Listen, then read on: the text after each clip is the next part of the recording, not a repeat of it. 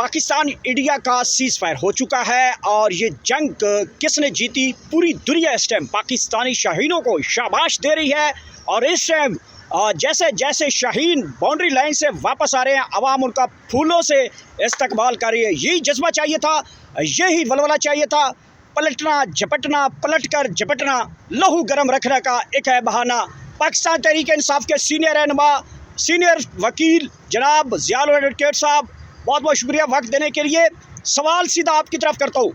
इस टाइम जो सबसे बड़ा सवाल सोशल मीडिया के ऊपर उठाया जा रहा वो ये है कि आखिर 2 महीने बाद बाऊजी नवाज शरीफ साहब को होश आया और उन्होंने ट्वीट किया कि शाहबाज शहीनों, नरेंद्र मोदी का नाम नहीं है, भारत का नाम नहीं है, दुश्मन का नाम नहीं है, सेम शहबाज शरीफ, सेम मरियम नवाज, सेम नवाज शरीफ का ट्वीट देखकर लोग बहुत उसको ट्रोल कर रहे हैं कि मियाँ साहब ने आखिर जो बाऊजी हैं निहारियों से फारी होकर आखिर मुंह तो खोला।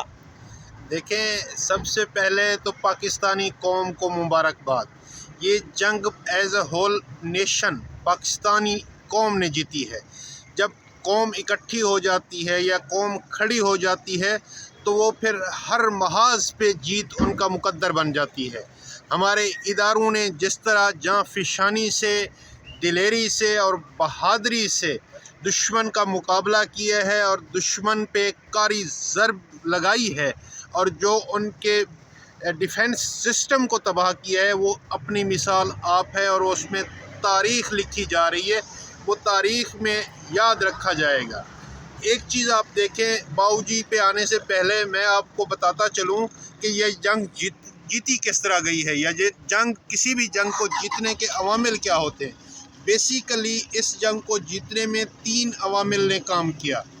नंबर 1, आप देखें कि जेल में बैठा शख्स जब मोदी को शटअप कॉल देता है, जब इंडिया को उसकी औकात याद दिलाता है, तो उसकी पूरी बटालियन जो पाकिस्तान तहरीक इंसाफ के सोशल मीडिया के टाइगर हैं, यक ज़ुबान होकर, यकजा होकर, यक कलब यकजान होकर आप देखें कि किस तरह दुश्मन को उसकी ज़ुबान में जवाब देते हैं। जिस तरह के भी प्लेटफॉर्म हों, सोशल मीडिया के जितने भी प्लेटफॉर्म हैं, स्पेशली एक्स के प्लेटफॉर्म पर, ट्विटर के प्लेटफॉर्म पर, हमने सबसे पहले ये मुतालबा किया था, मैंने और अलीमा खानम साहिबा ने मुतालबा किया था कि आप ट्विटर खोल दें और देखें कि पाकिस्तानी कौम किस तरह इंडिया को जवाब देती है और ये जंग लड़ती है। एक एलिमेंट ये था कि पाकिस्तान तहरीक इंसाफ के टाइगर्स ने इस जंग को जीतने में अहम किरदार अदा किया। दूसरा एलिमेंट ये था, आपने देखा कि कल एक पाकिस्तान का फ़ख्र है मौलाना मसूद अज़हर, मौलाना मसूद अज़हर ने कल बयान दिया है कि अब मुझसे रहम की अपील ना रखना। आज देखें, रहम की अपील ना मांगने के हवाले से जो बयान दिया था, उसके बाद आज भारत मिन्नतें करना शुरू हो गया है। आप देखें कि आपके मुल्क के जो हकीकी जो नुमाइंदे हैं, जिनमें मौलाना मसूद अज़हर हैं और हाफिज़ सईद साहब हैं, उनकी रिहाई का असर कितना हुआ। तीसरी चीज़, आपके इदारों ने अपने मुल्क पे जान कुर्बान करने के लिए किसी भी किस्म की हिचकिचाहट महसूस नहीं की, पूरी जान फिशानी से और दिलेरी से लड़े हैं वो। आप देखें कि जब ये सारी चीज़ें इकट्ठी हो जाती हैं, जब सारे एलिमेंट्स मिल जाते हैं, तो फिर दुश्मन जितना भी मजबूत हो उसको मुंह की खानी पड़ती है। अब आते हैं, जहां तक आपकी बात है नवाज शरीफ साहब की, मैं समझता हूं कि नवाज शरीफ की जितनी गुजर गई है या जितनी रहती है, सारी पे लानत। वो इसलिए कि आज 16 दिन हो गए हैं जंग को, और इस जंग के दौरान एक लफ्ज़ वो अपने मुंह से ना निकाल सका। उसकी बेटी मुल्क के सबसे बड़े सूबे की चीफ मिनिस्टर है, एक लफ्ज़ इंडिया और मोदी के ख़िलाफ़ ना निकाल सकी। वो कोई ट्विटर ही कर देते, ट्वीट ही नहीं किया उन्होंने, कोई बाहर आके बोलना तो दूर की बात। सिर्फ़ और सिर्फ इस जंग में एक चीज़ अवाम पाकिस्तान को और स्पेशली हमारे इदारों को समझ आ गई है कि ये ख़ानदान, नून लीग का जो ज़ाती ख़ानदान है, ये ना पाकिस्तान के साथ मुखलिस है, ना अवाम के साथ मुखलिस है, ना अपने इदारों के साथ मुखलिस है, ना अदलिया के साथ मुखलिस है। इनका सिर्फ़ और सिर्फ मकसद और मिशन एक ही था कि अपने कारोबार को बचाना, अपने ज़ाती मफादात को देखना। आप देखें कि किस तरह जेल में बैठा हुआ शख्स इंडिया को, मोदी को ललकार रहा होता है, किस तरह पाकिस्तान तहरीक इंसाफ के लोगों ने अपना पॉजिटिव चेहरा दिखाया आवाम को और इस जंग में किस तरह शामिल हुए, शाना बशाना खड़े हो गए इदारों के साथ, हमारी अफवाज के साथ, हमारे लोगों के साथ।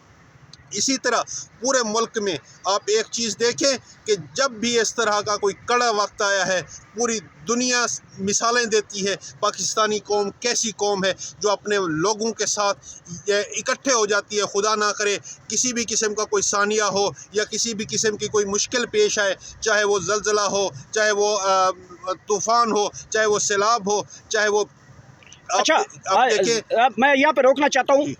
जो इस वक्त सबसे बड़ी खबर आ रही है वो यही है कि पाक फौज के जवान जैसे जैसे वापस लौट रहे हैं, अवाम उनको सीनों के साथ लगा के खड़ी है। फूलों की पत्तियां और आतिशबाजी इस वक्त आसमानों को छू रही है। कितना बड़ा जज्बा, एक कौम कर दिया। मोदी को एक क्रेडिट आप देंगे, पाकिस्तानियों को एक कर दिया। देखें, ये क्रेडिट पाकिस्तानियों के पास पहले से था, इसलिए कि आप तारीख उठा के देख लें, जब भी कभी किसी भी हवाले से किसी भी दुश्मन ने पाकिस्तान को या पाकिस्तान के अवाम को मैली आंख से देखने की जहमत की या हमाकत की, तो उसका जवाब हमेशा से इसी तरह दिया जाता रहा है। और आज देखें कि जिस तरह पाकिस्तानी कौम एक कौम बनकर दुश्मन को जवाब देती है। आप देखें कि आप जब भी पाकिस्तान के दुश्मन के ख़िलाफ़ लड़ेंगे तो पूरा मुल्क आपके शाना बशाना खड़ा होगा।